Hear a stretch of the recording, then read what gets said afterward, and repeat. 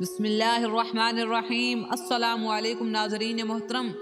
561 ہجری کا واقعہ ہے۔ سلطنت دہلی کا تیسرا حکمران اور خاندان غلامہ کا تیسرا بادشاہ سلطان شمس الدین التمش۔ ایک دن سلطان التمش کا دربار لگا ہوا تھا۔ تمام وزراء امراء تمامی دربار میں موجود تھے۔ سلطان لوگوں کے مسائل سن رہے تھے اور انصاف کے پروانے جاری کر رہے تھے۔ اتنے میں ایک جوان سال خوبصورت عورت گود میں چھوٹا سا بچہ اٹھائے روتی دھوتی بین کرتی ہوئی سلطان کے دربار میں داخل ہوتی ہے اور زور زور سے کہتی ہے کہ دہائی ہے سلطان معظم، دہائی ہے۔ سلطان التمش نے پوچھا کہ اے عورت کیا بات ہے، تم کیوں اس طرح سے چلا رہی ہے؟ تو عورت نے جواب دیا کہ اے دہلی کے سلطان، میرے ساتھ زیادتی ہوئی ہے اور مجھے انصاف چاہیے۔ سلطان التمش نے پوچھا کہ وہ کون ہے جس نے تیرے ساتھ برا سلوک کیا ہے؟ ہم اس کی کھال کھینچ لیں گے۔ عورت نے جواب دیا کہ سلطان معظم، جب میں نے اس کا نام بتا دیا کہ وہ کون ہے تو کچھ بھی نہیں کر سکے گا۔ عورت کی بات میں غم اور غصہ واضح دکھائی دے رہا تھا۔ اس عورت کا یہ طنز بھرا جملہ سن کر سلطان نے اپنی تلوار کے دست پر زور سے ہاتھ مارا اور گرج کر بولے، اے لڑکی، قسم ہے مجھے رب کعبہ کی اور اپنے پیر و مرشد بختیار کاکی کی، اگر میرا باپ بھی مجرم ہوا تو اس سے بھی سزا ضرور دی جائے گی، تمہیں انصاف ضرور ملے گا۔ عورت کہنے لگی کہ سلطان پھر سوچ لے، تو انصاف نہیں کر سکے گا۔ عورت کی یہ بات سن کر سلطان التمش جلال میں آ گئے اور کہنے لگے کہ مجھے قسم ہے اس ترازو کی جسے رب کریم نے برابر رکھا ہے، تجھے انصاف ضرور ملے گا، بتا تیرا مجرم کون ہے؟ عورت کہنے لگی کہ اے سلطان التمش، وہ شخص جس نے میرے ساتھ زیادتی کی ہے وہ تیرے پیر و مرشد بختیار کاکی ہیں اور میری گود میں یہ 1 ماہ کا بچہ بھی انہی کا ہے، مگر اب وہ اسے پہچاننے سے انکار کر رہے ہیں۔ عورت کی یہ بات سن کر سلطان التمش کے پاؤں تلے زمین نکل گئی۔ شدت غم سے جسم کانپنے لگا اور تلوار ہاتھ سے چھوٹ کر گر گئی۔ غم سے نڈھال سلطان اپنے پیر و مرشد کے بارے میں ایسی باتیں کیسے برداشت کر سکتے تھے؟ سلطان ذرا سنبھلے تو پھر عورت سے مخاطب ہو کر کہا کہ اے لڑکی، تو جانتی ہے کہ تو کیا کہہ رہی ہے اور کس پر الزام لگا رہی ہے؟ لڑکی نے جواب دیا، ہاں اے التمش، میں جانتی ہوں کہ وہ تیرے پیر و مرشد ہیں اور تو ان کے خلاف کچھ نہیں کر سکے گا۔ غم میں ڈوب کر سلطان التمش نے دھیرے سے جواب دیا کہ اے لڑکی، تجھے انصاف ضرور ملے گا، کل دوبارہ تم دربار میں پیش ہو جانا، تیرے مجرم کو سزا ضرور ملے گی۔ اس کے بعد شہنشاہ التمش نے اپنی تلوار میان سے باہر نکال کر رکھ دی، اپنے سر سے تاج اتارا اور پھر ننگے پاؤں حضرت بختیار کاکی رحمت اللہ تعالی علیہ کو حجرہ مبارک کی طرف دوڑ لگائی اور اس حالت میں کہ آنکھوں سے زاروں قطار آنسو بہ رہے تھے۔ شہنشاہ التمش اپنے پیر و مرشد کے حجرہ مبارک کے پاس پہنچے۔ پھر جب وہ اندر داخل ہوا تو حضرت بختیار کاکی رحمت اللہ تعالی علیہ نے آپ کو دیکھ کر مسکرایا اور کہا کہ آج بے وقت کیسے آ گئے ہو؟ سلطان التمش نے ساری بات بتا دی اور کہا کہ آپ کو میرے ساتھ چلنا ہوگا۔ حضرت بختیار کاکی رحمت اللہ تعالی علیہ نے فرمایا، اچھا، آپ نے اپنی صفائی میں ایک لفظ بھی نہیں کہا اور خاموشی سے اٹھ کر شہنشاہ کے ساتھ چل پڑے اور شہنشاہ اپنے مرشد کے پیچھے پیچھے چل دیے۔ یہ بات ساری دہلی شہر کے علاوہ باقی علاقوں کے رہنے والے لوگوں تک بھی پھیل گئی تھی، اس لیے لوگ اگلی صبح جوق در جوق شاہی محل کے ساتھ اکٹھے ہونے لگے۔ مسلمانوں کے علاوہ ہندو، سکھ، عیسائی اور دوسرے مذاہب سے تعلق رکھنے والے لوگ بھی اکٹھے ہو گئے تھے۔ آپ دیکھیں گے کہ جو مسلمانوں کی عزت کا جنازہ کیسے نکلتا ہے۔ حضرت بختیار کاکی جو بہت بڑے پارسا بندے تھے، وہ آپ کے اوپر الزام لگایا ہوا تھا، اس عورت نے کیسے غلط ثابت کریں گے؟ پورا دلی شہر وہاں امڑ آیا تھا۔ شہنشاہ التمش کا دربار لوگوں سے بھر گیا۔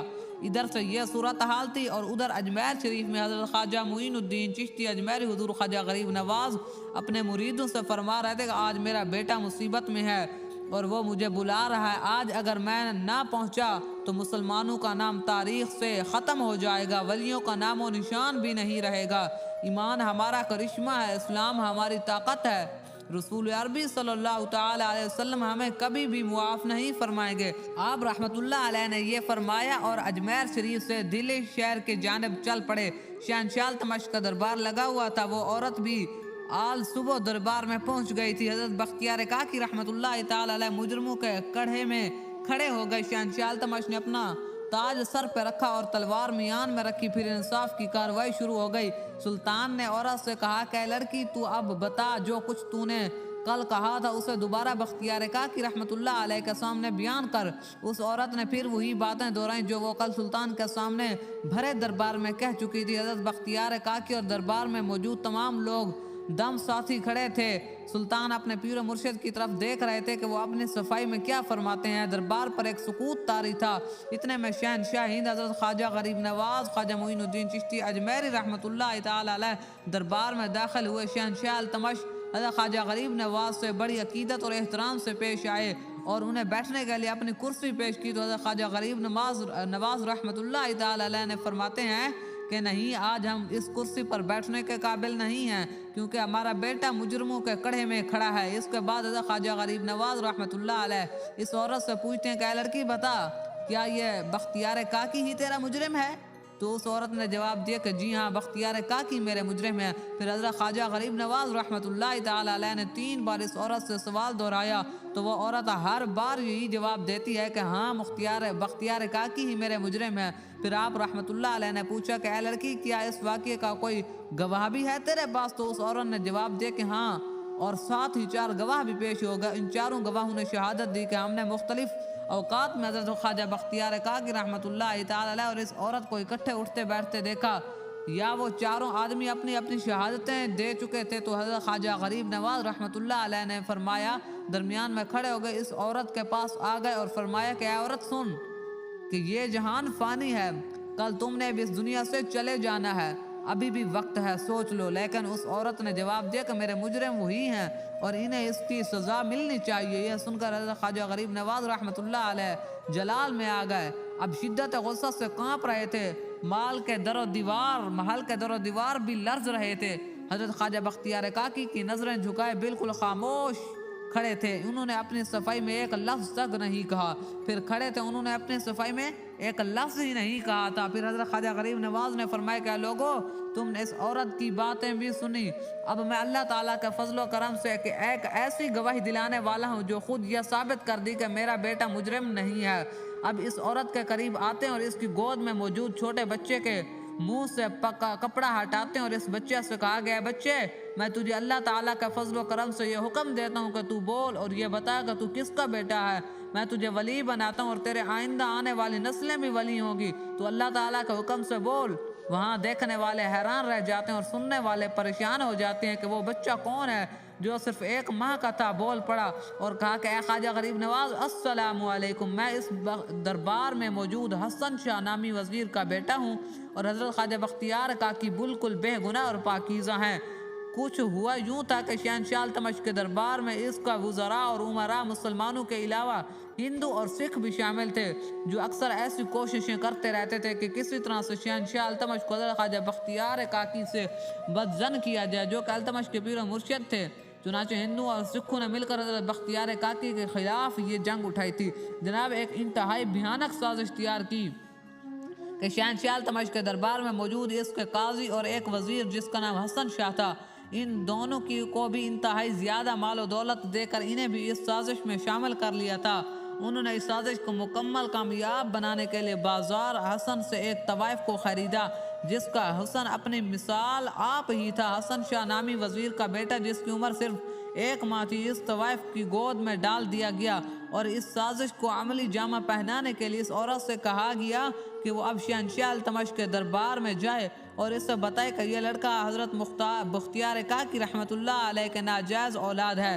حضرت خواجہ غریب نواز رحمت اللہ تعالی علیہ اس بچے کی گواہی کے بعد اس سے کہا کہ میں آج سے تیرا نام کرامت حسین رکھ رہا ہوں اور تاریخ تجھے یاد رکھے گی اور تو اپنے وقت کے بلند مرتبت فقیروں میں سے ہوگا۔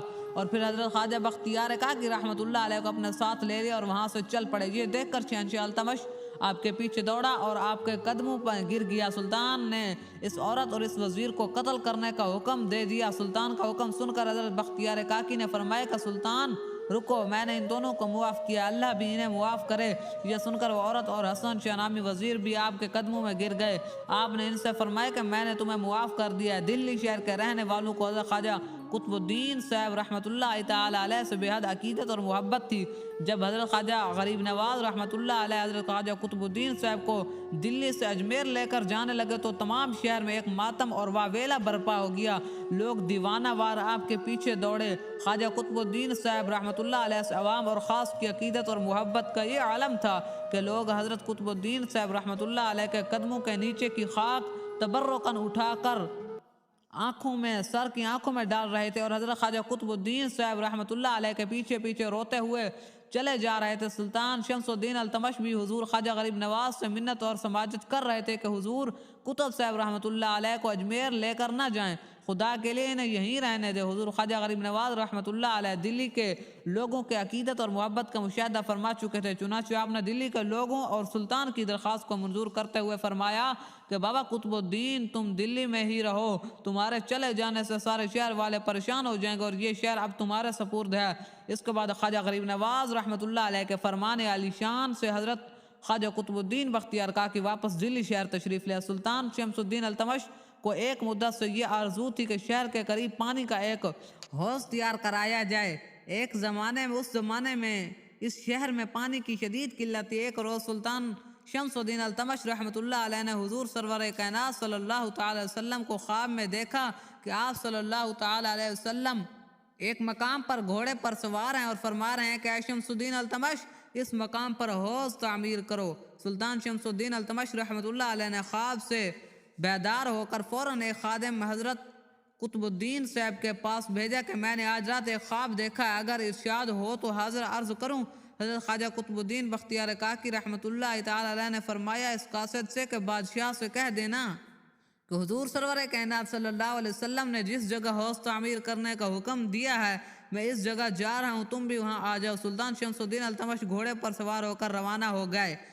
پتہ چلا کہ حضرت خواجہ قطب الدین بختیار کاکی رحمۃ اللہ علیہ فلاں جگہ رونق افروز ہیں اور تمہاری آمد کے منتظر ہیں۔ سلطان گھوڑا دوڑاتا ہوا خواجہ قطب الدین صاحب کے پاس پہنچ گیا۔ حضرت خواجہ قطب الدین صاحب رحمۃ اللہ علیہ نماز پڑھنے میں مشغول تھے۔ سلطان شمس الدین التمش نے جس جگہ حضور صلی اللہ تعالی وسلم کو تشریف فرما ہو کر خواب میں دیکھا تھا وہاں گھوڑے کے سموں کے نشان بھی موجود تھے اور وہاں سے پانی بھی جاری تھا۔ سلطان شمس الدین نے اس جگہ حوض تعمیر کروا دیا جو آج تک موجود ہے اور عین اسی مقام پر جہاں گھوڑے کے سم دیکھے تھے ایک برج تعمیر کروایا۔ اہل وطن آج بھی اس مقام مقدس کی زیارت کر کے فیوز و برکات جناب سرور کائنات صلی اللہ علیہ وسلم سے مستفید ہوتے ہیں۔ حضرت امیر خسرو رحمۃ اللہ علیہ نے اس حوض کے اپنے اشعار میں بہت تعریف فرمائی ہے۔ اس حوض کے کنارے اکثر اولیاء اللہ مدفون ہیں۔ حضرت خواجہ قطب الدین بختیار کاکی رحمۃ اللہ علیہ بھی اکثر اس حوض کے کنارے عبادت میں مشغول رہا کرتے تھے۔ اس حوض کے کنارے حضرت خواجہ قطب الدین بختیار کاکی رحمۃ اللہ علیہ کا دربار قطبیت آراستہ ہوتا تھا اور اس حوض کے کنارے حضرت خواجہ قطب الدین بختیار کاکی سے ملاقات کے لیے رجال الغیب بھی آیا کرتے تھے۔ حضرت خواجہ قطب الدین بختیار کاکی رحمۃ اللہ علیہ اکثر فرمایا کرتے تھے کہ حوض شمسی کا کنارہ اور عید کاکی پشت والی سائڈ یہ دونوں مقامات اجابت دعا کے ہیں، یہاں جو دعا بھی کی جاتی ہے فضل خداوندی سے قبول ہوتی ہے، بشرط یہ ہے کہ رات شب بیداری اور عبادت خداوندی میں بسر ہو۔ ناظرین کرام، امید ہے آپ کو ویڈیو اچھی لگی ہوگی تو ویڈیو کو لائک بھی کیجیے گا، چینل کو سبسکرائب بھی کیجیے گا۔ جزاک اللہ۔